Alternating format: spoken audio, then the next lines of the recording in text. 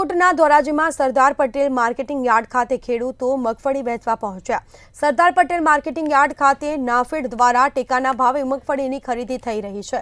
ખુલ્લી બજારમાં પ્રતિ મણ મગફળીના ખેડૂતોને 800 થી 1000 રૂપિયા જેટલો ભાવ મળી રહ્યો છે અને ટેકાના ભાવમાં ખેડૂતોને પ્રતિ મણના 1356 રૂપિયાનો ભાવ મળી રહ્યો છે। કુલ 5600 ખેડૂતોએ મગફળી વેચવા રજીસ્ટર કરાવ્યું છે, તો દરરોજના 50 જેટલા ખેડૂતો એમની મગફળી વેચવા આવતા હોય છે।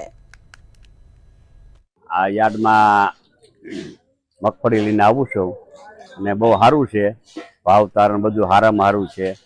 બીજે દેવા જઈએ આપણે તો ત્યાં લૂંટાઈ જાય છે, ત્યાં 900 થી 1000 રૂપિયા આપીએ છે અને અહીંયા તમને 1356 રૂપિયા ભાવ આપે છે। અહીં બહુ સારામાં સારું છે। માંડવી લઈને આવ્યા છીએ અમે પાટણમાંથી। ટેકાના ભાવમાં 1356 રૂપિયા ભાવ છે અને માર્કેટિંગ યાર્ડમાં 800 થી 1000 રૂપિયા ભાવ છે। અહીંયા કામગીરી સારી છે, ખેડૂતો કેવા ખુશ છે? બહુ જ ખુશ છે ખેડૂતો।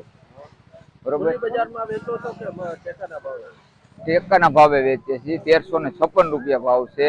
અત્યારે પીએસએસ નાફેડ દ્વારા મગફળીની જે ખરીદી થઈ રહી છે એ માટે અહીં આવેલા છે અને અત્યારે સારા એવો ભાવ ખેડૂતોને મળે છે, 1356 રૂપિયા। અને અહીંયા ધોરાજી ખાતે 5600 સમથિંગ 5600 જેવું રજીસ્ટ્રેશન થયેલું છે ખેડૂતોનું મગફળી માટેનું। અને એ પૈકી અમે રોજ અત્યારે હાલમાં 50 ખેડૂતોને બોલાવી રહ્યા છે।